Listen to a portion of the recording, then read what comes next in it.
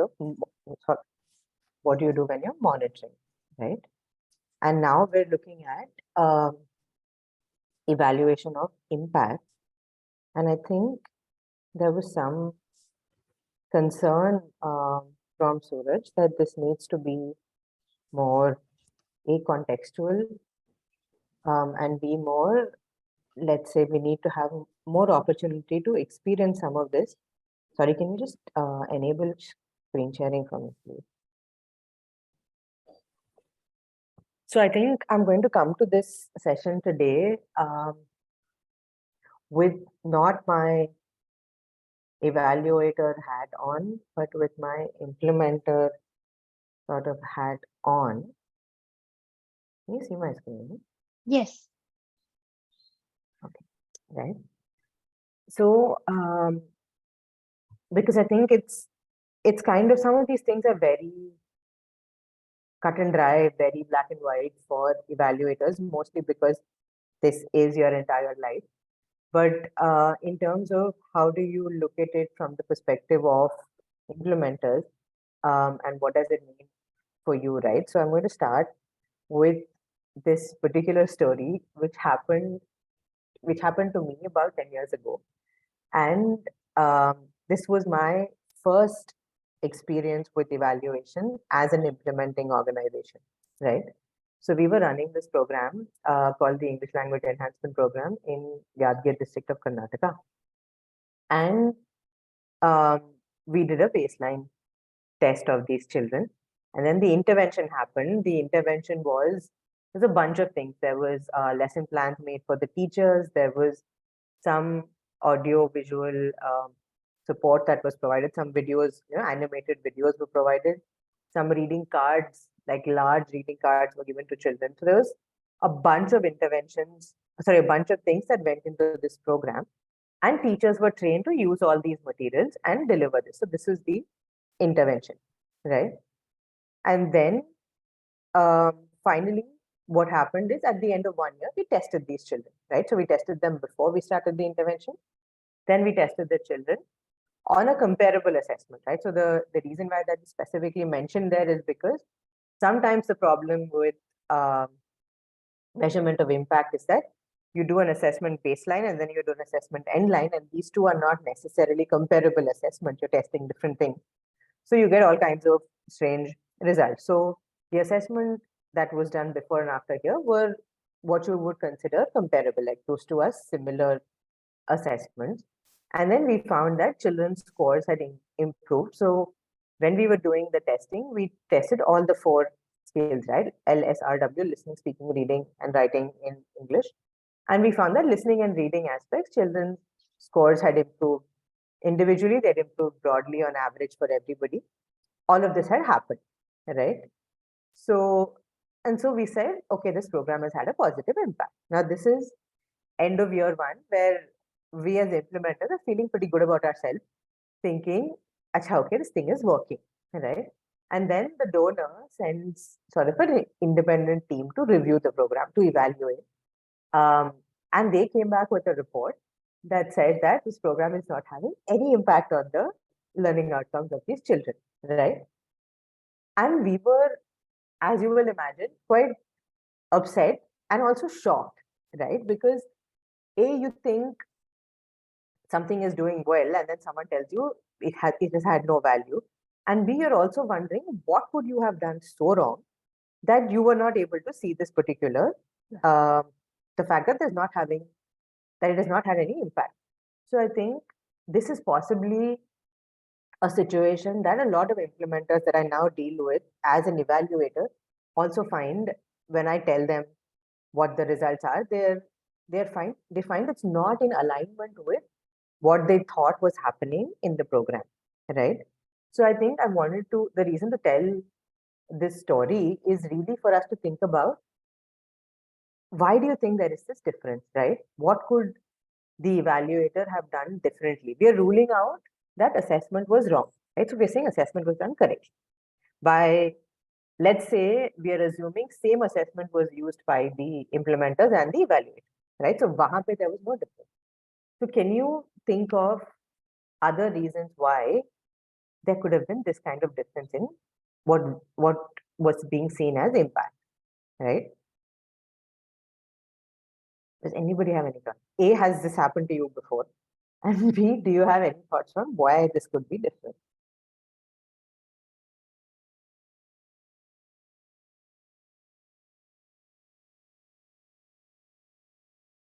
So something like this has happened, Ditya, but not exactly similarly. It's like we've had an independent evaluator coming and having conversations, but they did Mhm. not use a test. They did not do a baseline and line, or they Sure. did not do anything like that, or use the similar tools. But one of the reports was a little negative about the program. That Okay. but it was not specifically around learning outcomes, just more around the practices and certain things which we felt, Sure. which was not evaluated. But yes, More process than impact in what you're yes, from what you're yes, saying. yes. Right. So this, anybody else has anything else to say in terms of why do you think there is this difference in how? Yeah, see, maybe what could have had happened is when you do the baseline, right? Say for example, it's a numeracy, assessment, and you are giving them say for first or second standard, you are giving them single digit addition, multiplication, subtraction, whatever is the goal, and the same test or an equivalent one is given as end line. And interim during the program, maybe in our learning camps or our hand holding, we have taught them how to do addition or subtraction, etc. Right? And if the end line or even if the baseline is not per se a learning outcome based, it is like generally, yes, give them 3-4 problems of addition, or give 3-4 problems of subtraction or multiplication, whatever. But it is not targeted to a learning outcome. Could be, can a 6-year-old child do two-digit addition specifically? And then maybe the learning camp involves all the different aspects of addition.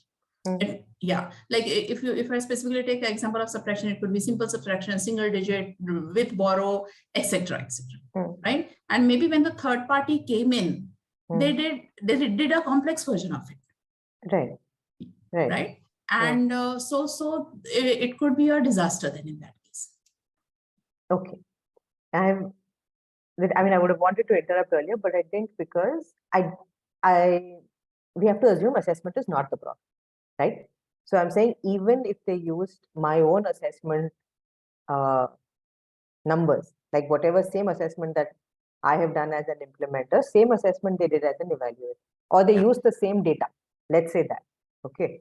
Exactly the scores that I have given these children only, they had as scores for them, because they are only coming in end of the year, let's say. So they have to use whatever baseline I did. They cannot do a baseline at this point, right? So then, and if they're using my baseline, almost by default, they have to use my end line, because otherwise, it's really complex, they're not comparable. Sure. Yeah, right. So yeah, but anyway, but I think y'all are thinking that it's more complex than it actually is. So what was the time lapse between our test and theirs? Yeah. Not a lot. Not at all a lot. Okay. So let's say we had to do, because the financial year ends in March, we had to do one before the end of March, and they came in the next beginning of the next academic year, which is June, right? So children are essentially not learning very much in that period, because it's mostly summer break. And even if they are, they should do better in the independent review test than they did on ours, right? Because we're assuming they learn more as they stay more in school. Yeah. The only thing I can think of is, sorry, Naini, okay, please go ahead. No, please, Nandita, continue. The only thing I could think of is maybe the evaluators were very intimidating for the children, and I don't know, maybe the environment was like an exam, and maybe your team, when they were taking the test, it was more like an everyday practice as they did the test for something like that, and here it was a very different situation. It was maybe a one-day thing which they were not very used to and could have affected the results. Sure, I'm sure that that plays some role for sure in any kind of testing, is what kind of environment do you test in, right? But having said that, let's say this program was dealing with about 16,000 children, right? So when these numbers are that big, this kind of some outliers, some children were not were stressed by the environment, things like that, they tend to offset broadly in large numbers. Okay, if Nani wants to say something, then I Yeah. think, Can I- Vidya, maybe it was a difference in the expectation. So you said that Mhm. you evaluated the children on their listening, reading, speaking, and writing aspects, right? Correct. And you could gather that there was some improvement in two of the aspects. Right, So maybe the independent evaluator wanted to see if the child is actually performing at the grade level rather than seeing what is the difference between baseline and inline. right, So maybe the Correct. children, as per their evaluation, were not at grade level. right. Wonderful. So that's an important point that we'll hold on to and we'll come back to it, is what are you measuring? And how do you make sure that everybody's measuring the same thing, right? In the sense, like you're saying, like kind of broadly in the country, based on ASAR research, mostly you feel, I mean, the information is that children are at least two classes behind where they're supposed to be in terms of grade level expectations, right? So, like Nani was saying, maybe I was dealing with a class 2 child who, even after a year of intervention, was not at the grade 2 child's expected level yet. And if the independent review team was looking to see how many children are on grade level proficiency, then they would have found that the program has not had an impact, right? So this is an important aspect, but not the core reason why this is different, right? We'll come to what are you measuring in a bit. So the thing that, and there's also, I think, a comment from Ria about speaking, right? So the two aspects that I've said that children have done well in, the independent review team also said that they've not done well in those two aspects. So we leave out the ones that we have not found any impact in at all. So there was no dissonance there for us. So we are also saying speaking mein improvement nahi hua hai, and independent review team is also saying speaking mein there has been no improvement, right? So the thing to pay attention to here actually is that, so what we did is what is a standard baseline inline testing, right? And we only tested children who are being given the program for whatever reason, right? We only tested these children. And there may be, okay, fine. We only tested these children and we found out that the scores have shifted sort of upwards, right? Essentially, that's all we found, that these children are now performing better in these two aspects, right? Now, this establishes what is called a correlation, right? 1 year of program, number of days that they have done the program, sort of correlates to their scores, right? So these two are running in parallel. Let's say, for example, I mean, another example of correlation, as you grow older, you get more gray hair, something like that, right? Those things are correlated to a certain extent, but is it because of X that Y has happened, right? Is it because of my program that these children's scores have improved? I have in no way tried to measure that, right? Because there may be 4 or 5 other programs that are happening to these children. Other organizations are delivering to the same group, or government by itself has done something else, or children are going to tuitions. I know there's a sudden interest in, I don't know, English language in the community, so they're doing more English languagey things. So there may be all kinds of reasons why this thing has, these children's scores have improved. So me taking credit for it, saying it's because of my program, I have done nothing to prove that. I've only said this program is one of the many things that has happened to these children over the year. And now we're seeing that scores are improving, right? But what the review team did is they found a school that we did not treat. Like we didn't give them the intervention, right? So because we are not in all the schools in the district, so they found a school where we had not tested these children. And then they did a comparative test. They tested those children who have not received the program, and they tested our children who have received the program. And then when you compare those two, is when you know if there's actually been a value of the program for the children, right? So this is actually, it's a very, very important concept of causality, like establishing, it is my program is the cause for this impact, right? And unless you're able to say my program is the cause of this impact, there's almost no point measuring impact, right? Because if I'm only able to say as my program is being delivered, it seems scores are also going upward, then that's just correlation. These two things are happening at the same time, but we don't know if one is happening because of the other, right? And I think this is sort of where you all were in the session last week with why do you need or how do you compare two groups and what is the role of there being a comparison group in an impact evaluation, right? I think that's where we were. So it's important to understand why causality is important and how do you establish causality, right?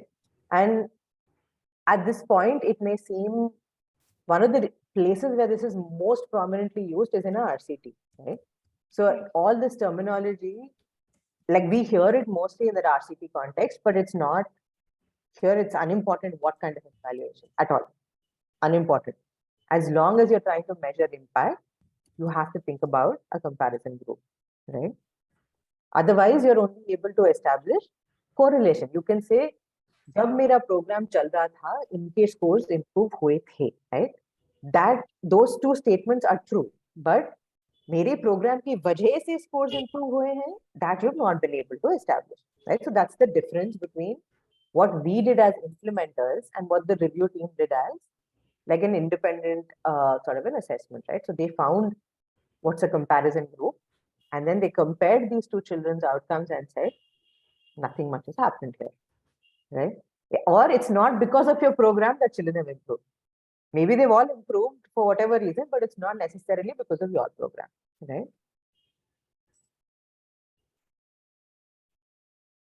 Does that make sense broadly? But in such situations, how do you actually prove? I mean, see, maturity and, a natural improvement would be a factor always in all projects. Correct. So you have to find, let's say the goal of trying to find a comparison group is to say, aside from the program. So if I ignore the program that I am delivering right now, these children are exactly the same. They're exposed to exactly the same things, right? The only difference between these two groups is my program. So anything that is different in terms of outcomes is attributable to my program, right? That is the connection that you have to, that is the logic you have to establish somehow, right? Sorry, you have a question, Nanny?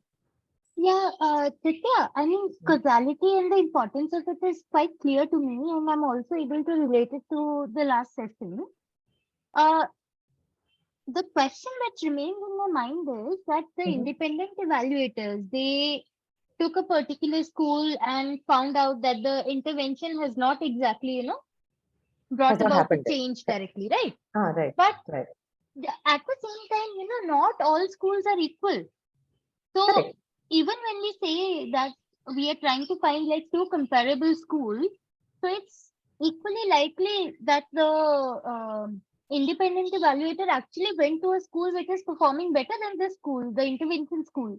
Wonderful. That is 100% possible, right? So I think the question, the problem that you're struggling with is it actually apples and apples, right? Because I'm saying we need to find apples to compare with the other apples, right? And you're saying maybe the school that they found as the comparison group was already above the level that my intervention schools were in. So they were definitely going to do better than this particular group, right? So there was no way that even if there was an impact of the program, just because of the selection of the comparable group, it was not possible for this program to demonstrate any impact, right? And this is correct. And you're actually sort of narrowing our focus down to how do you then select this group, right? And which is, so essentially there are only two key sort of aspects of an impact evaluation. One is understanding causality, and the other is identifying the comparison group, right? So if these two concepts start to make sense, then you can imagine various situations in which you want to sort of apply those, right? So this is, it's like one of my favorite images to explain correlation is not causation. Like literally you're seeing, this is exactly what happened to us with the scores, right? So the scores improved, our program was being done. So we thought, by hamari wajah se ho gaya, right? It appears as though this cat has bent his roof, but clearly it's probably just sitting on a bent roof, right? So this, to sort of really internalize this aspect of, I can establish correlation, maybe. It's much easier to establish correlation, right? But can I establish causation, which is what you're looking to actually, the question you're looking to answer is this impact because of my program, right? Because we're less concerned with children generally improving because schools are getting better. And we want to know, have we been able to influence this in the positive sort of direction, right? Yeah, so this, I think, according to me, is also, and this is a graph that Suraj used in the last session as well. And I think in light of us just talking about control group, right? So this is the beginning of the program. So let's say this is 1st April 2022, right? So we started the program here. And there is a group, this red line is the group that is receiving the program, whatever it is, right? And then there is, the reason why this point is important is because one of the things that helps establish a good comparison group is if you can do a baseline for both of them at the same time, right? This is not always possible as implementers for us to get money to test a group that is not going to receive the intervention.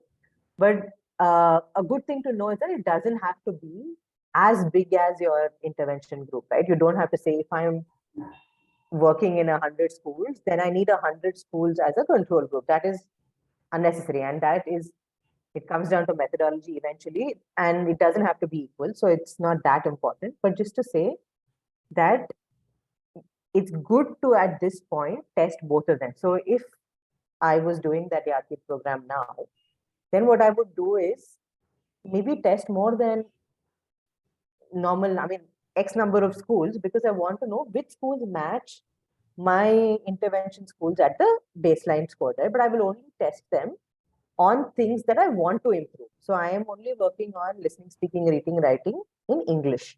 So my baseline would only test these 4 things in English, right? So I'm not worried about other aspects. They may be unequal in maybe math abilities, but that's not immediately important for my program, whether these children are better than the intervention children in math. Not important. What is important is for us to know their starting point of English is kind of the same, right? So that's what we want to establish at baseline. And then you let the program happen, you let their scores improve, whatever. And then there will be an improvement, let's say to a certain extent, even in the control group, right? Because 1 year of schooling should result in children's outcomes improving to a certain extent, right? If that school is, I mean, well, let's say we accept that 1 year of schooling should improve children's outcomes to a certain extent. So this blue line is the rate at which the learning outcomes of the children in the comparison group, control group, whatever we call it, is growing at, right? So now the red line is our program. So at the point of end line, the difference between where we are and where these children are essentially is what is the impact of your program, right? So that is causality as well as the concept of a comparison group. Essentially, that is all there is in impact evaluation. How you manage to get this comparison group is the whole remaining conversation, is that much, you know. Sorry, one second. Is there anything here that would anyone like us to spend more time on this?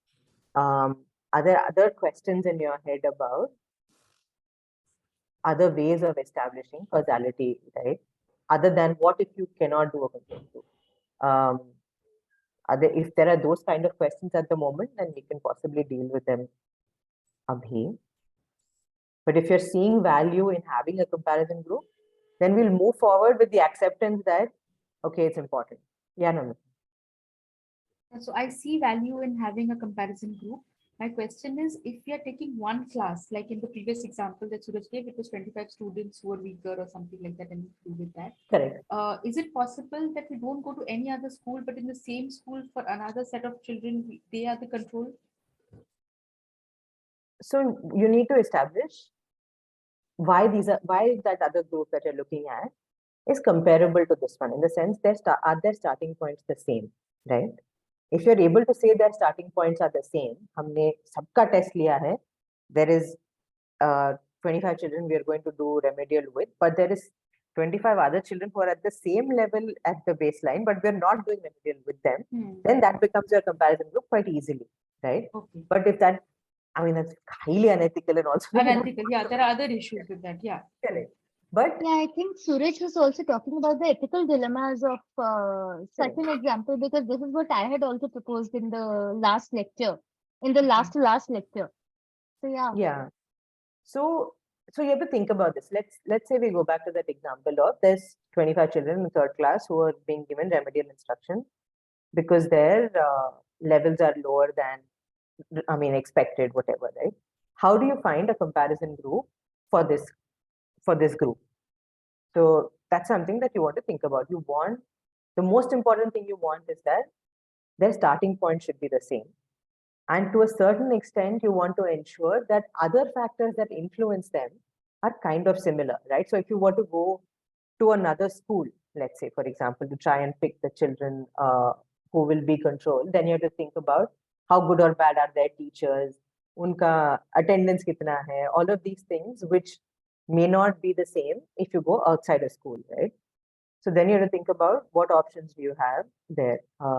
Question, Seema. Yeah.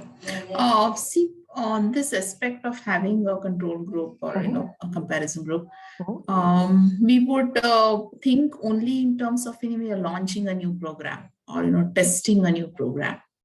Or would you suggest that we do it for a large-scale implementation also? See, if it is a new program and we want to see how it works, etc., and it's like a pilot project, right? Correct. Maybe just take a few schools in some block and try it out, etc. Correct. But beyond that, if we are to do impact assessments, say the program is well tested, for a smaller group, you had a control group and you have seen a good impact. Now you are rolling it out to a larger beneficiary base. So over there, how would you still look at impact evaluation? So there are two things. I mean, and I'm sure you understand this already, and because it sounds as though you've moved from pilot to larger scale implementation in your experience, and you know that things that are controllable in small scale pilots, you slowly lose control of as scale becomes larger, right? Because you can't, that kind of focus is harder, and large scale means lower touch, right? And that's sort of a trade-off that most of us have to make our peace with, right? So if you were to say a program works well at small scale when it's tightly managed and all of that, there are numerous examples to say doesn't mean anything about how they will do it in large scale, right? And the second thing is, you continuously want to know this is working. Even if you say it's well established, the methodology has worked.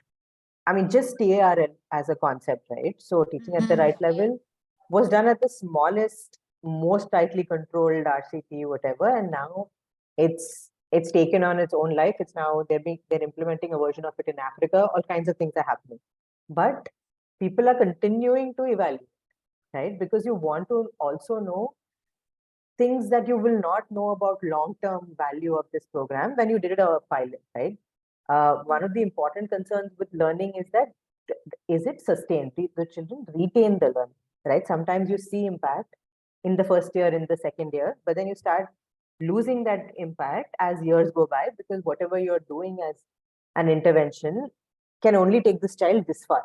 After that, your program is not going to do anything, right? So then long-term testing is also important to make sure that the impact of the program is sustained over the course. So I wouldn't necessarily say that you think about a comparison group only when you start implementing. I would say that you keep this group in mind in some way forever, you know, like there should be someone that you can compare with. And there are But that still would be ideal, right? You know, what is the Yeah. feasibility of it? Exactly. So there are multiple ways in which you can do it. So the way that I've sort of set it up thus far is in a world where you're thinking about this before you've started implementation. As soon as implementation is started, sometimes the concept of baseline is out of question. Like the groups that you're comparing are not comparable anymore, right? Because some children have already received some inputs, right?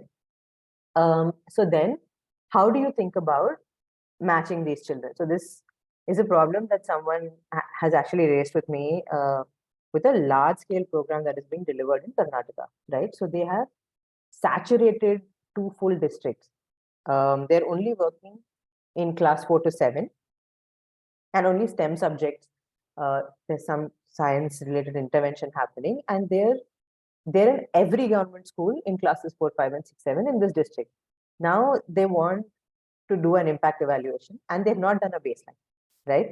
So the program started without doing a baseline, even for the children who are in the program. And now they want to do an impact evaluation. So they have to conjure up a comparison group, right? So they're thinking along the lines of what are the factors that could influence a child's learning outcomes, right? So now you have to sort of retrospectively match groups. You have to say, I am now picking these two as matchable groups, and then I will make sure that they're equal on XYZ aspects, right? So, for example, at whatever point it is, if there is a standardized test, right? So they're using NAS numbers to say, okay, if these two districts are performing similarly on NAS, maybe they're comparable. And then they're also comparing school characteristics, how many teachers, what's the student-teacher ratio, everything that in their understanding could have an impact on learning outcomes of children. You try to match on all these aspects and then say, as much as we could possibly imagine, these two groups of children should have the same trajectory, right? And then the only difference between them is whether they're getting my program or not, right? So that kind of sort of, we have already started the program, we need to retrospectively match. There are lots of techniques. If you go into the detail, there's actually established techniques of how you match groups, what do you match on, and there's lots of statistics behind it. But in terms of the thinking of it, you need to just understand that you have to identify what are the crucial aspects on which these children need to be equal, because these are the things that could play on what is the outcome of interest, right? So let's say something like gender, for example, may or may not necessarily directly impact learning outcomes, right? So you might not be that interested in ensuring that same number of boys and same number of girls exist in the two comparison groups, but you definitely want to ensure that the starting point of their scores is kind of similar. And if you don't have the opportunity to do a baseline, then whatever is a proxy for their baseline scores, you'll have to say, okay, we assume this is fine now. And then you move forward saying these two groups are comparable, right? So that's kind of how the thinking happens when program is already started, and then you have to force match a comparison group, right? Sorry. Is there anything else here, or does this make sense? Should we move forward? Nitya, Huh? just a very simple reading of the graph. Say the English language scores of the control group improved by 50%, and the treatment group improved by say 70%. So the difference between 70 and 30 is the impact. Correct. Exactly that. Okay. Yeah. Thanks. I mean, there's far more mathematics involved at some point, but broadly, that's what it is. Yeah. Rahul, you want to say something? No, I was wondering, this also I'm heard, and I'm probably you covered. So if the baseline say does not match in terms of say the comparable group, do statistical techniques allow for Managing the matching. So difference. yeah, Yeah. basically what you're doing is in some sense offsetting the kind of mismatches which you perceive in the control group. Are you doing that also? Correct. Yeah, that's actually an important point. And I feel as though I have in the past also forgotten to mention it, but it's true that let's say you've decided that on many aspects, these two groups are the same, but on certain aspects, they are not fully aligned. Then you're going in with this knowledge, right? So then there are, like Rahul was saying, statistical ways of managing that difference so that you know that in the end, you have to sort of account for these differences in the starting point, right? But the key aspect there is that you already know at the beginning what is the quantum of difference almost, right? Only then can you sort of manage it statistically. If we go in with a group whose starting point we don't necessarily know, then that's much harder to, I mean, it's not possible to manage statistically, so to speak. Yeah.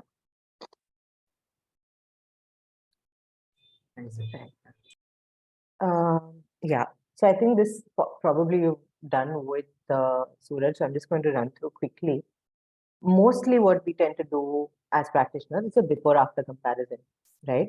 इस program के पहले कैसे थे, अब कैसे हैं, right? And very reasonable thinking about it is to say that the program has had a positive impact, right? If there is an improvement. But it's not entirely true. The fact that the scores have improved, that part may not be, that part is not incorrect. What is incorrect in our understanding is that it's because of our project, right? So in your doing the assessment, there is no doubt that these children's scores have moved upwards. This is not questioning the kind of assessment that has been done. This is just saying attribution to say that this is because of my program, that we've not tested in any way in a before after comparison of the same children, right? Because there are various other elements that impact the child's education that we've not measured. That's why before after comparison is insufficient. It is not incorrect, so to speak, it's just insufficient. Again, when you compare participants and non-participants, if you have not made sure that these non-participants are really the same compared to the participants, then it makes no sense, right? Like like Namrata was saying before, that if they had chosen if in the Yadgir example, if they had chosen a control group or a comparison group whose learning outcomes are already higher than the children that I was intervening with, then these two, you cannot even say that I mean, there will never be any impact, and that's not right either, right? So essentially, Vidya, yeah. if I may request Yes, you, please. so the before-after comparison is not exactly clear to me. Okay. It was one of the last concepts which were discussed. So can you just briefly, very briefly go over it? Actually, tell me what's not making sense. Why before after is not valid. No, Is that what as is the in concept? just briefly Okay. run me through the concept, please. So let's just go back to that example of what we had done in Yadgir, right? So we tested the children before the project started. We let the project happen for a year. We tested them after, again, at the end of 1 year. And we The found baseline that, end line. correct, we did a baseline end line. And we found that the children's scores had moved upwards, right? So if the average score was, let's say, 40 at the beginning, at the baseline, we said end line with the average score is 55. Okay. So, so there has been a movement in the scores. Okay. And the program has run for 1 year. These two things have happened simultaneously in that 1 year in that school. Right. So I'm not questioning whether the children have actually improved or not. The children have improved. But the children could have improved because of a million reasons. Maybe their new English teacher was brilliant, right? And they managed it really well. Maybe they were getting other interventions from other organizations as well, right? So I'm saying you can establish correlation. When my program was happening, children's scores improved. These two things is correct. Is it because of my program? That before after will not tell you. Because of all the various other things that are outside your control that may impact what the learning outcomes of these children are, right? So basically, over here, the concept of participants versus non-participants is non-existent in a before-after comparison. Correct. Right. Correct. But what I'm saying is both are, okay, one second. So this is insufficient, right? It's not, let me say again, it's not incorrect. You get information that's valuable, which is children's scores are improving, right? And that is valuable information for me, definitely as part of monitoring, it's valuable information for me. But am I able to establish it's because of my program? That a before after comparison does not tell me, right? That is the only thing to remember, is that there are various other elements that are not, that we are not measuring, that could have an impact on children's learning, right? Yeah. So that's simple before after, but this is, in my understanding and experience, this is the largest chunk of evaluations that, not evaluations, like impact assessments that we do internally. Most people use this approach only, right? Because that is what is A, mostly feasible, and B, are understanding that it should be attributable to our program because they are both sort of running in parallel to each other, right?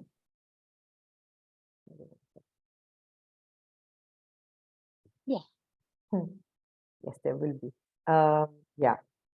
And then, so then I'm saying before after is insufficient. I'm also saying participants and non-participants could be insufficient unless the non-participants are chosen correctly, right? This is going back to sort of Namrata's example of, you could have chosen children who are actually better off at the beginning, so you will never see impact, right? So just plain participants and non-participants comparison is also insufficient and could be inaccurate as well. Okay, this is What you need to do is this, right? So essentially what you're trying to imagine is, if these particular participants did not have this program, would they be better off or worse off? In like, if you were able to live in this multiverse world, you want in one universe for them to have the project and for in the other universe to not have the project, and then see who's doing better, right? That is ideally what you would have wanted to do. But since you can't do it, you can never see what would have happened to this person if they didn't get the project. You have to find a comparison group that's as close to your participants as possible. That's it, right? And I mean, it is definitely easier said than done, but the attempt has to be to find a comparison group, right? so you're saying that participants versus non-participants is also insufficient. If based on how you select the non-participants group, right? Essentially, just like that, any non-participant, if you were to test and they are doing better than your participants, then doesn't say anything. And if you test and they're doing worse than your participants, also doesn't say anything. So the non-participant group have to mirror the participant group in as many ways as possible, essentially. So what you're hinting at is the randomized control. Not trial. exactly at all. So that is one of the many approaches of creating a control group, right? And if at all you ask me, it is possibly the easiest way of doing it, but also the most expensive way of doing it, right? And very, very unlikely that as implementers, you will be allowed to run an RCT. I mean, highly unlikely, right? Because you will have to, like, it's statistically quite complex and becomes expensive as a result. But in addition to that, I'm saying, even if I have to do a before after only, right? If I'm saying I will do before after testing only, I'm just saying, have, I don't know, 5 schools as a group that you will test before after every time. And then you compare before after for the treated group and before after for the comparison group. That's all. You can do a before after as long as you have somebody who represents what would have happened to this population had they not received the project, right? How big does this the comparison group have to be? Like, is there any formula that we can apply? Like in your example, you said 100 schools, and what would be like a comparison group for them? So again, okay, I'm trying to not talk about it statistically, but anyway, so let's say if you have an absolute equal sized comparison and the intervention group, if they're absolutely equal size, you have the highest statistical power to be able to say anything, right? But that much statistical power is unnecessary almost. Like it's only required for if you want to publish an academic paper about this, and that large number of us are uninterested in, right? So you can have as little as a 10% as your control group. If you're working in 100 schools, you can have 10 control schools. Not at all important that you have equal numbers. Like sometimes you also don't have to, in this kind of impact evaluation, don't even have to do a population testing, right? In the sense, you don't even have to test all 100 schools of your children. You can randomly select 50 schools out of the 100 you're working in, test only those, and test a comparative 10, right? So I think in that sense, the logistics of doing an impact evaluation in this format can be worked out without it becoming too expensive. But it's just, we need to be aware that a comparison group is almost necessary to establish causality, to say it's because of my program that this has happened. Or there's some other way to isolate it. No, I have not yet been convinced actually. Like so there's this example that previous time I was talking about this, someone really took it seriously with me. And I at one point I was like, okay, I can't convince you, I'm done. So this thing about where secondary school girls were given cycles because the schools are slightly further away in order to somehow increase attendance. So that was the agenda, right? And they wanted to, so there was an increase in attendance. So the correlation is there. Jab program chal raha tha, the children started coming to school more. Is it because of the cycles only, right? So this person was like, ask them, like ask the children why they came to school more, right? And yes, I can ask them, and that's a valid data point. But then imagine if they say, yeah, and it's because of the cycle and because my dad got another job, so I didn't have to work in the fields anymore. How do you quantify which percent, how much percentage is attributable to your project? How much is environmental things that have happened to this child, right? So I think we can try and get as much information as possible about attribution, establishing is it because of your program, but you will never be able to be 100% sure unless there's a group that you can compare with. Also, like small caveat is, even if you find a comparison group, you can never be 100% sure this group was rightly chosen, right? You do your best and then you compare. Even in an RCT setup where this is done in the most statistically sort of minute format, sometimes we find that it's not possible. Like we don't know that we've chosen the comparison group correctly, right? You do everything possible to manage it, but there is a certain element of uncertainty no matter how you do it. So we don't have to think that the RCT is the way to manage a comparison. Right? One of those elements which we discussed in the last session was social interaction between the students. Say at the lunch hour, Correct. they were Exactly. interacting with each other. So there was information which was going back and forth Of course. between participants and non-participants. Yeah, which is what you technically call spillover, right? So the effect of what you're doing could spill over to people that you're not dealing with directly. And those consequences could be positive or they could be negative even, right? So, I mean, because you raised it, that there's an evaluation that we did, and we have spoken about it before, where tablets were given to children in their houses so that they can deal and they can learn during, like when schools were closed for COVID, right? And there was material that was installed on the tablets, and they were given whatever a monthly recharge was done to those tablets on the SIMs that were in that. So there was literally nothing stopping that child from sort of studying using the tablet. And we tried to plug all the possible loopholes based on which they could be not used. Now, interestingly, what was found in that study is that the children are worse off at the end of like 6 months of having the tablet. It's very sad, but that's what they found. And the second thing that they found is what we were talking about, which is spillovers. There are negative spillovers to other children in the village. So if not all children were given the tablets, right? So some children were given, some were not. So that was a way of establishing, let's say, a comparison group. What we found is that not only are the children who have the tablets doing badly, even their neighbors are doing badly. And this is probably, I mean, we can only assume it's probably because they are misusing this tablet together, right?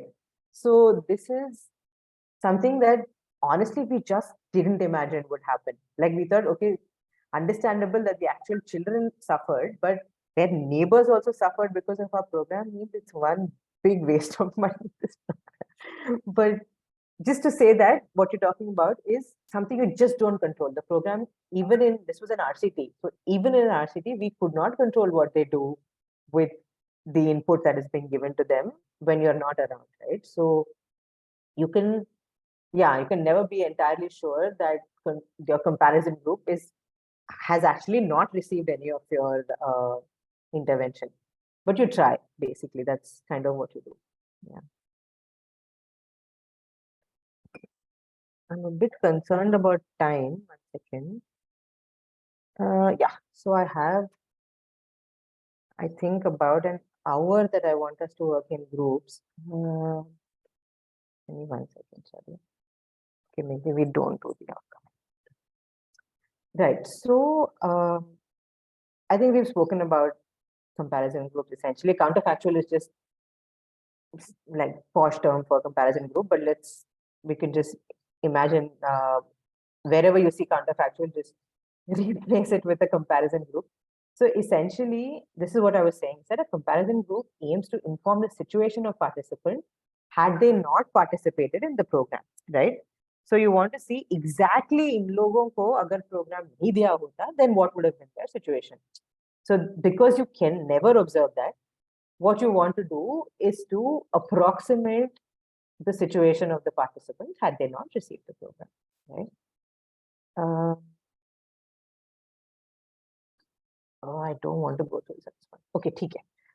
What we'll do is, I think we're about 5:25, right? And I would like to have a full hour, if possible, to work in groups. So I'm just going to take like 2 minutes to just refresh what we spoke about, indicators before, right? So we discussed indicators both in terms of activity related indicators as well as output and outcome related indicators, right?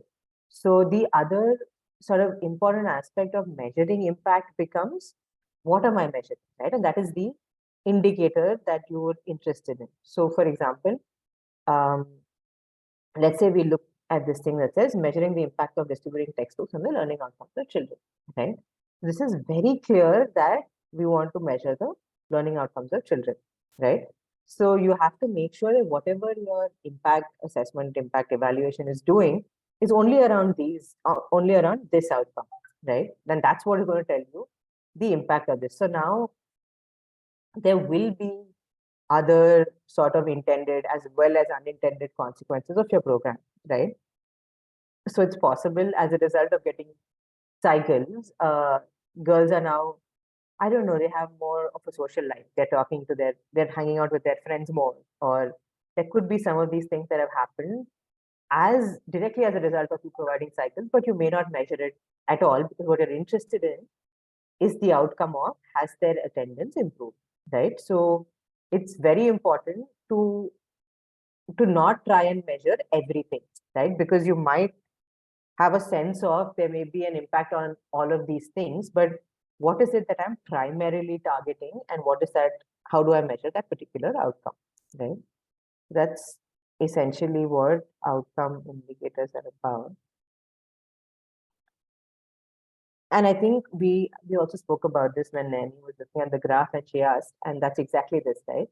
So you're essentially, the impact is the difference between the test scores in the intervention group and the test scores in the comparison, That's broadly it, right? So if you're looking at attendance to the children who were provided cycles versus attendance to children who were not provided cycles. This is to, when I say comparison group, I think the assumption is that we have made sure they're equal on all other aspects, right? That needs to be sort of registered strongly, that comparison group has to be similar on all aspects that could affect the outcome indicators, right?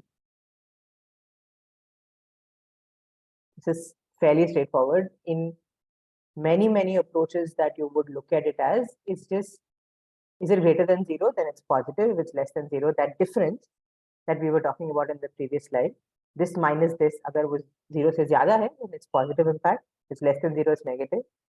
If it's 0, then there's no effect at all. Like it's not done anything to the outcome, right? And we also need to sort of be cognizant of the fact that you could have a combination of these outcomes in your project, right? Can anyone think of how that could happen? You can have a greater than 0 and a less than 0, or a greater than 0 and an equal to 0 in the same project on the same outcome. Is that possible? And can you imagine where that would be possible, or how that would be possible? I would say, yeah, exactly, right?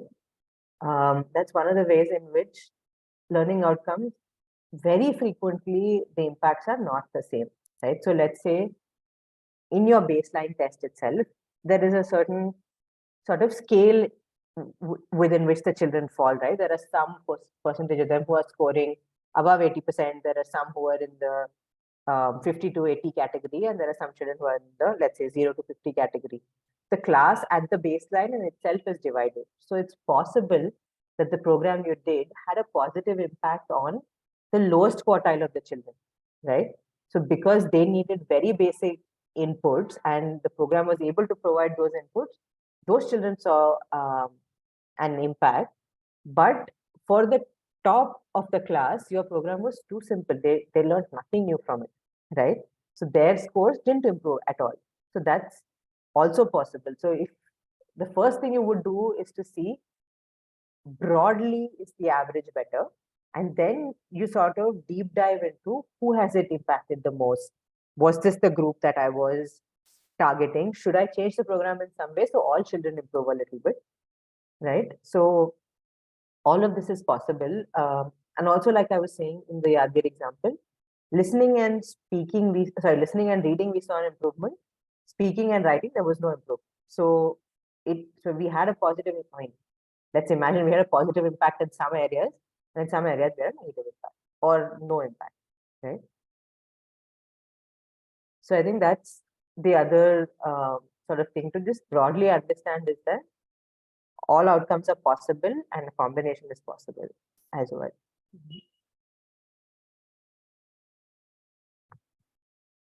So I think that's it in terms of what I want to say. So we should just take the break, and I'll just put on our drive the activity that I want us to do in groups after this. I'm just wondering how many of us are there. Sorry, 13 minus Rahul and me, so that's 11 of you. Okay, I think 5 and 6. I was wondering if we should do 3 groups or 4 groups. Sorry, 2 groups or 4 groups. I think 4 is better actually. We'll do 4 groups. I'll just post the activity on Google Drive and we'll come back and get into groups, right? So it's 5:32. Should we say 5:40?